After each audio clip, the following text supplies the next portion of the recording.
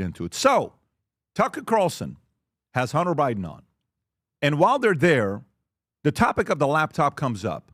And when the topic of the laptop comes up, this is what Hunter had to say, and this is what Tucker had to say. And we decided to invite John Paul MacIsaac, who was the gentleman who received Hunter's laptop that had the Bo Biden sticker on it, where John Paul asked him, "What's your name?" And Hunter gives him a look and says, "Hunter Biden." And this is in the state, if I'm not mistaken, it was in Delaware, if I'm not mistaken. He'll correct me if I'm wrong. So Tucker had Hunter Biden on. They had a conversation together, and here's what they had to say. Go for it. Then the official story comes out about how the laptop was left. You left a couple of laptops in a laptop repair store in Greenville, Delaware, which a town I'm very familiar with. So, and the guy was blind. Then I interviewed the guy who seemed to totally believe the story, John MacIsaac. I mean, he seemed to be telling the truth. But the story did not make sense. Meanwhile, we get approached by Israelis connected to Benjamin Netanyahu, like I know that, who are shopping this stuff to me at Fox News. Right now, they're going to go back and forth for about 5 minutes, but here's what we do know. What we do know as the market, that we saw this, that on October, to give you the exact date, October 14, 2020, 20 days before the 2020 election, this tweet is going viral with the story of New York Post. They end up taking it down. Twitter does. Remember, at that time, Elon doesn't own Twitter. And later on, when they did Twitter files, I don't know if you guys remember the Twitter files. Yeah, Matt Taibbi, I believe. Exactly, Matt Taibbi, and there was one other person that was involved as well. Could have been Barry Weiss. I think it was Barry Weiss. Then you see email exchange of them saying that, hey, you guys specifically asked to take these things down. Why did you? And then it was chaotic everywhere. So, John Paul, first of all, thank you for making the time for being on the podcast here with us. What was your reaction when you saw this exchange about the laptop? How did you, the person that was involved in this story, how did you react to the story? Well, I for the last 6 months, actually, I think longer, I've been listening to Hunter try to rewrite his history. So I think that aspect's comical because every lie that's come out of Hunter's mouth has actually been proven in court to be a lie by his father's own DOJ. Like Exhibit 6 was the timeline for the laptop, and it clearly states that I sent him an email. I called him. He called me back. He came back to the shop. The serial number of his laptop that he signed for was the same serial number that was on the subpoena. So it's ridiculous that he's trying to rewrite history unless he owes somebody a lot of money that's also producing a documentary that wants a certain narrative to be pushed. And that's what I think's happened. Who is that? Who is the person doing a documentary? Well, Hunter owes Kevin Morris a lot of money. And every time Hunter made a public appearance in the past 4 years, he's always had Kevin Morris and his camera crew around. So we're waiting patiently for this documentary to come out. And I just assume the last 8 months have been Hunter doing Kevin Morris's PR work, basically. What is the exact amount that he owes Kevin Morris for the documentary? Do you know? Well, Kevin Morris footed his bill during the time he was in California. So I heard it was up to $4.2 million, but I haven't been keeping track of Hunter's finances. Okay. And so when you saw this, what was your reaction with the way Tucker pushed back or the lack of pushback on the story? Knowing Tucker has access to you, he can call you, he had the conversation with you, and Tucker just a few years ago was one of the guys that said this is the biggest story that took place. And so his position changed. Did you, one, what are your thoughts about the way Tucker reacted to him? And number two, did Tucker's camp at all reach out to you to get a reaction to the interview? So I'm not really too surprised at Tucker's reaction. So I was introduced to Tucker on October 16th, and I had a lengthy text message with him. This is October 16th of what, 2020 or October 16th of what year? 2020. Okay, got it. 2 days after the New York Post broke the story, I was introduced to Tucker in a text message, and we texted back and forth. He asked me a lot of questions about what the FBI was asking me and what they had, if he knew what they were looking into and what they had found. And then that was it. The next time I talked to Tucker Carlson was May 4th of 2022. And that told me that he had absolutely zero interest in confronting me about the laptop. What happened after our conversation on the 16th, I was also introduced with a gentleman named Yakov Applebaum on the 17th by the same guy that introduced me to Tucker Carlson. And Yakov and this gentleman that introduced me was Larry Johnson, who's a former CIA analyst, a friend of my father, who was kind of helping me navigate this quagmire I found myself in. And so Yakov worked for Larry as his tech guy. So Larry sent Yakov to my house to collect the laptop, the data, to analyze and verify it. He then collected some criminality off of it to mail to Tucker's producer, which Tucker says the UPS lost on, I think it was the 27th of October. Which that just threw up red flags at me, because then to have Tucker not even want me to talk about the laptop on his show for a year and a half, told me that, and then when I found out that Tucker was in the laptop, it kind of all made sense. So what I feel like Tucker's doing right now is I think he's kind of running cover for his complacency in covering the laptop. I mean, he beat his sabers and talked about accountability, and he brought up the laptop a lot, but I mean, it took him a year and a half to have me on the show. And I was told if I talked about anything other than what he wanted to talk about, I would never be invited back. Who said that to you? The producers? Tucker's producer. Interesting. So Tucker's I've had Tucker flagged as like complacent with covering up the laptop since basically the 16th of October. 2020, 6 asked years me ago. a lot of questions, and then that was it. I didn't hear a squeak out of him. What's your speculation? You said he's in the laptop. In what way is he in the laptop? Is it an email exchange? Yeah, he was friends with Hunter. He was neighbors. I think he was asking for Hunter to get his kid into Georgetown, and then I think the wife had some plans.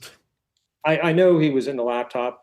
I don't care. It's DC. Plus, I mean, people forget Tucker was in CNN for a while. I mean, He was a Democrat. Yeah, he's an opportunist. So yeah, I think that exchange is, to me, it's nothing. It's if you guys are communicating at that time, you're in DC. I totally get it. Families talk to one another, and sometimes there is the acting and what we do on TV, and then you see some of these guys behind closed doors that they're friends with all of them. So it wasn't that it was anything malicious that it was in the laptop. It's just purely that there was proof that they're communicating and they're friends. Yeah, I think inviting to each other's birthday parties, that kind of stuff. Got it. So the last time you spoke to him was May 4th of 2022. The first time you did was October 16th of 2020, 4 days before the New York Post story came up. And then immediately, a few hours later, Twitter took it down. Okay. So in this case, when you're hearing the exchange between the two of them, the market looking at this, knowing all of this was documented, and Tucker knows this stuff, and Hunter knows this stuff, why wouldn't Tucker push back? Why wouldn't he push back on this? Why didn't Sean Ryan push back? Why didn't Candace Owens push back? Why hasn't any interview Tucker done and why has Tucker refused to do interviews where he knows that there's going to be pushback? So I think, again, Kevin Morris is going to get his money back. He's produced Broadway productions. He's produced documentaries before. I think he's put a lot of money into Hunter, and I think he wants to recoup that money. So I think a lot of what we're seeing right now is opportunities for people like Tucker to insert Israel into the mix, which again, he knows who Yakov is. He knows he's not an Israeli asset. So why Tucker wanted to pander to his audience about Israelis and the link and the tie, that's on Tucker. But I don't, it just seems awfully peculiar for people to sacrifice their credibility at this level, knowing the facts and knowing the detail and knowing that Hunter's own father's DOJ documented everything. And, but they're usually the only reason why people would do these things is for money. So that's the only thing I can. Yeah, it's funny. I looked at it. The original documented loan to Biden was $6.5 million. The current reported debt is $5+ million. And, they're going back and forth. There was also an unusual transaction involving Hunter's artwork. Morris purchased art in a deal that the congressional investigators calculated reduced Hunter's debt to Morris by $525,000. And this is stuff that's out there. This is judiciary.house.gov. So it's not like this is a blogger writing this that's out there. But, Vinny, when you see this, what questions do you have for John Paul? So, hey, John, it's Vinny. Good to see you again. So, John, I have two things. Just because they keep saying, oh, he's blind, he doesn't know, he doesn't see. I have two things. So that day, John, when Hunter walked in, and you said, very intoxicated, smelled like alcohol, trouble speaking, balancing, nearly dropped the laptop on the counter. One of them was liquid damage, so you couldn't get anything out of it, probably because he was drinking and doing whatever the hell he does on it. And then you saw the Beau Biden Foundation sticker. So you asked him who he was, and he paused and said, Hunter. And then you're like, okay, last name, Biden. They want us to believe that this was some Mossad agent because they knew you were partially blind. They came in to set all this up. So I want just very, very briefly, John, can you recall that moment, that the interaction with him, and as if you don't know what his voice is? And then my second part, John, is now all these years, you couldn't talk about certain things on these laptops because of lawsuits. Now that they're all gone and everything's said and done, what's the one thing that you've been dying to tell everybody that you saw that you couldn't tell us the last time that's like, oh my God, so blatantly obvious, and one of the reasons he got a pardon? Wow. Well, let's start with the last one. So, I've always had a problem with the inappropriate relationship with Hunter's niece, his dead brother's kid. It's the reason why the gun ended up in the trash can in the first place. Mm-hmm. That behavior shocked me. What shocked me even more was Jim Biden and Joe Biden, and basically the family, the patriarchy, trying to do their best to come up with ways to silence the mother, to, we'll shove it down her throat, was, I think, one of the quotes that I read when they were going to describe her drug use to kind of combat, they were going to punish her for Hunter's behavior revolving around an underage niece. And I thought that was probably the most horrible thing that a family could do to itself. And just really quick, John, what the relationship, was it just drug use, or was there something nefarious happening between those two that you saw? Allegedly, it looked like Hunter was taking advantage of a young lady that kind of saw in Hunter a better man, probably a crush. So there was a lot of inappropriate. I believe the mother was upset because Hunter was smoking crack naked in front of her during chat messages or messaging. Or iChat, I think it was iChat. Okay. Yeah, it's that's a messed up family, and the depths that they would go to protect their own from their own. It's just disgusting. Yeah, well, Ashley Biden's what was it, her diary that she left behind at an Airbnb. She said some stuff about her father allegedly showering with her at probably at inappropriate ages. So then, John, just really fast, the day that he walked in, smelling like alcohol, dropping it off, can you just very, very briefly bring that up again? Because they're acting as if you don't know what you're talking about and you couldn't see anything. All right. So I've never, up until he walked in the shop, I absolutely had no interest in knowing what Hunter Biden looked like. So I had no idea who this guy was. The check-in process at my shop is I collect customer information. The first question is, can you give me your first name and your last name? It's simple. So yes, I am visually impaired. I cannot drive. And yes, I have problems seeing past 5 to 8 feet without visual aids. Am I blind? Am I unable to see who I'm talking to or recognize a person when they come in, or recognize a person that's starring in their homemade porn as the same guy that dropped off the laptop? Or how about this for all the people that question my eyesight and my ability to see? I have pretty good hearing. Mm-hmm. So, the high-pitched, entitled voice of Hunter Biden rings in my ears every time I hear it, and I recognize that voice everywhere. So, I'd say it's all bullshit. They should see me at the range. Yeah. Adam, final question. John Paul, everyone wants to focus on Hunter, but I want to focus on you for a second. The way I look at this is everyone has their own incentives or their motivations. So break this down to first principles for me. You've been in the limelight for 6 years. What is your motivation for any of this? Why are you involved in this story other than him bringing you this laptop? How have you benefited? I never wanted to be involved with this story. And I'm actually surprised that here I am nearly 6 years later, and I'm still having to defend the authenticity, the legitimacy, the chain of command, the origin of this laptop. And I'm doing it because people want to rewrite history for a reason. And I just don't feel like I should let this stand. I was hoping that in the 4 years that I was involved in lawfare to try to hold people accountable, that the Congress and other people would kind of join me and get my back. And unfortunately, I was left on my own. So after 4 years of lawfare, I'm free to leave Delaware now. So I'm trying to desperately get out of Delaware before anything bad. Have you enriched yourself? Have you gotten any benefits from any of this? No, I lost my business. I'm destitute. I have to sell my home because I can't afford to live here. I was swatted 2 years ago. The state of Delaware has tried to disarm me.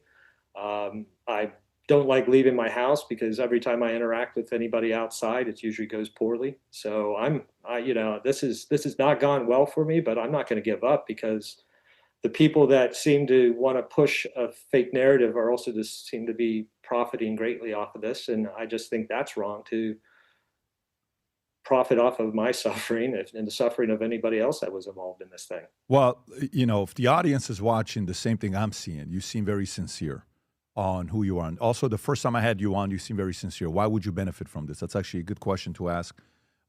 So, John Paul, appreciate you for making the time for jumping on and just kind of giving you a perspective. And we wish you nothing but the very best. Again, thank you for your time. Thank you, gentlemen. Anytime. Cheers. Thank you. It's so interesting to me that you try to do this, the motives behind. Remember, in every relationship, if you ever want to size up an enemy, an ally, a friend, somebody you want to get married, remember the 5 things. Concerns. What are your concerns with that relationship? Number 2, what are your assumptions? What are your motives? What are the fears? What are your asks? What's Tucker's motive with this? What is the motive? I have one angle. We know what Hunter's motive is. We get that. They need content. They need content to rebrand, and then Hunter's going to come out and say, here's what we're doing. But what's Tucker's motive with this? So I love that you asked that. So yesterday, Pat, Chuck Ross, who used to work at Daily Caller, who I think Tucker co-owned or one of his companies. He did. Him and Neil Patel, yes. He says that when the Hunter laptop story broke, he was working there, 2020, the reporters there found emails showing Tucker and Hunter knew each other, just like he's saying personally. Tucker asked Hunter to write a recommendation to get his son Buckley into Georgetown. So the reporters thought, okay, this is perfect. The media's claiming the laptop emails could be fake, and Tucker could personally confirm that his emails with Hunter were real. But according to Ross, Tucker wanted no part of it and allegedly got pissed off, Pat, saying a story about it would be attack on his family. Like basically me and Tucker are like this. They go way back. And who is this person? Chuck Ross. Is this the email exchange or is this something else? Of course, getting on the plane now, but I'll ask Susie to send. No, this is Tucker asking in 2014, specifically asking Hunter to help him with his son Buckley get into Georgetown. And you see it's clear. It's not one line, Pat. It's, hey, want to do this. Buddy. Oh, hey, buddy, I will need Hunter back to Tucker. Hey, buddy, I need Buckley's CV, curriculum vitae, his resume. If you have one handy, thanks.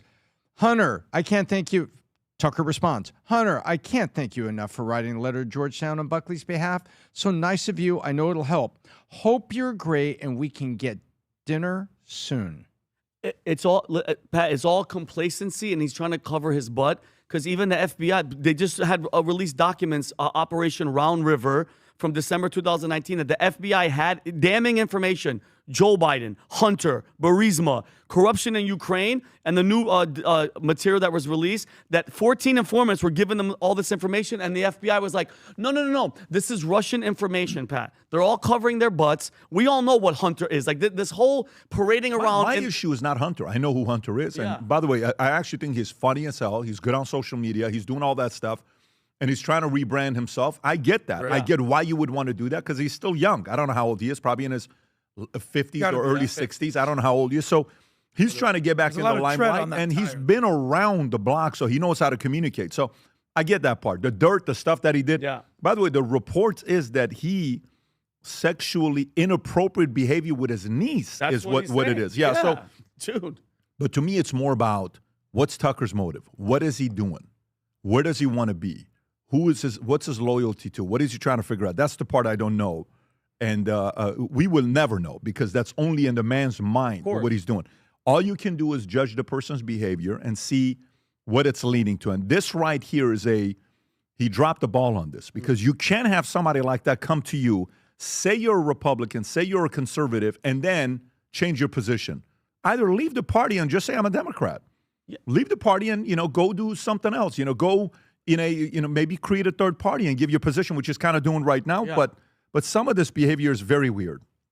Yeah, the thing I'll say about this is I don't think we fully appreciate or genuinely understand how elite and insider Hunter Biden and Tucker Carlson are.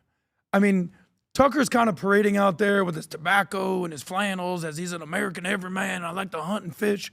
Buddy, your dad was allegedly CIA. Hunter's dad has been in political landscape for 50 years. The big guy. 10% for the big guy. You need a favor to get your son into college. He didn't earn it. There's no merit there. You send a little email, track, show the email right here. Can you do me a favor? The favor's done. So to me, this whole masquerading as this populist, you're an elitist.